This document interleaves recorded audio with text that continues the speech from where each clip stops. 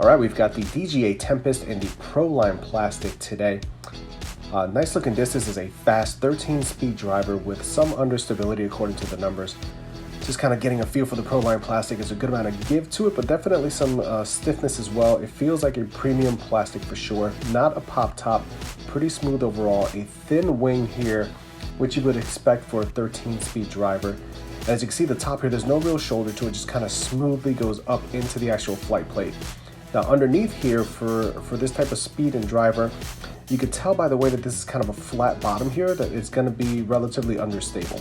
You don't have that bump up that you would see on some more stable drivers like a Destroyer or something of that type. Underneath here, pretty comfortable fit for the hands for both forehand grip as well as a backhand power grip. Not too deep underneath, and again, I'm liking the tackiness and the feel overall.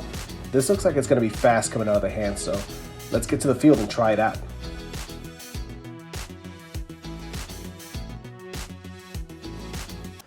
All right, here we go with the DGA Tempest in the field. This first throw is just to get an idea of what this disc is going to do when thrown flat. Knowing that this is a high-speed driver at a speed 13, there you see the numbers, that glide of 5, the turn of -3, and the fade of 2. Now, keeping in mind that I am more of an intermediate disc golfer, 13 speed, for me to be able to get a disc up to that speed requires a ton. Normally, with a disc this fast, it would just be kind of a hyzer machine, but because of the glide and the somewhat understability for my arm speed, this disc actually becomes quite workable. So it's not something that's only going to fit for an advanced arm. It's really made to fit kind of players of my level to help you get added additional distance, which is always cool to see on the course. But as you can see, it still does let you carve up some nice hyzers, but not just a regular hyzer, more of a penetrating, pushing hyzer versus just that dump fall out of the sky hyzer. Now, when you throw it flat, it's going to give you a longer straight line before that fade kicks in. But again, there you see, as it's falling, it's still moving forward and giving you that penetration that you want. Now, when you throw it on a little bit of turnover like this, that's when you kind of see that -3 kick in, and then you get that fade that kind of just brings it down flat.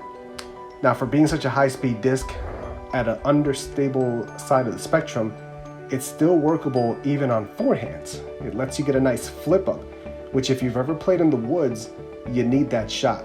But again, when you need it to kind of dump right on a forehand because of the speed, it'll do that as well. But I was very surprised at shots like this with a forehand, kind of like that long S shape through the woods, nice and gently flipping up. Here we're going to get an overhead shot just to give you an idea of the flight path, and there you see that pushing, penetrating hyzer I was talking about originally, which is a really nice shot to have, especially at my type of arm speed. And here when you get on it flat, you see that nice subtle right hand movement, and you can see this disc is getting some pretty big distance and a lot of glide.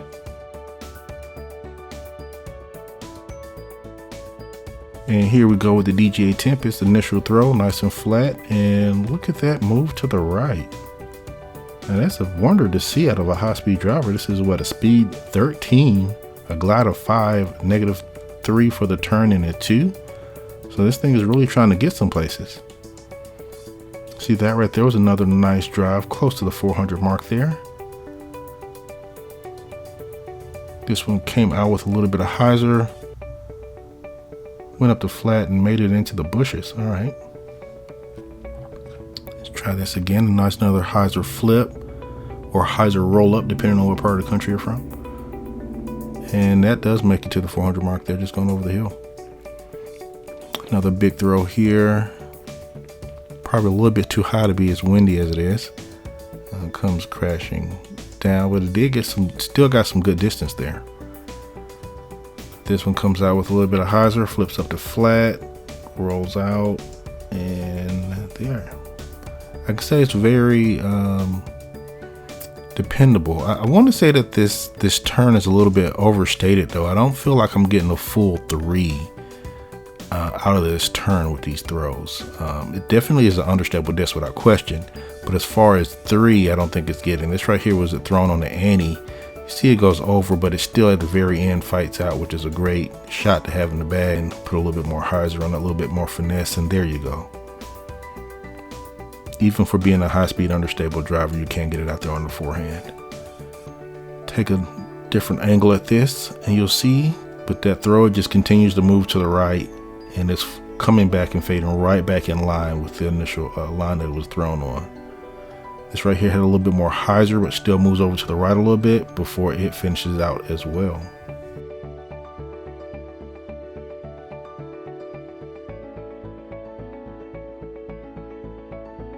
So we use a 4-tier system when doing a final review. The disc can either be in the basket, in the bag, in the trunk, or in the garage, depending on how they performed individually with us during our testing. The DGA Tempest is getting a final rating of in the trunk. Now I say final rating pretty loosely here. I think this disc could eventually make its way into the bag. Now for me, a 13-speed driver doesn't always have a place in my bag. It's very rare that I'll come across one that I can actually work because of my intermediate to maybe lower level advanced arm speed. I just trust discs that have a little bit slower speed to kind of be able to work the shot shapes that I'm looking for.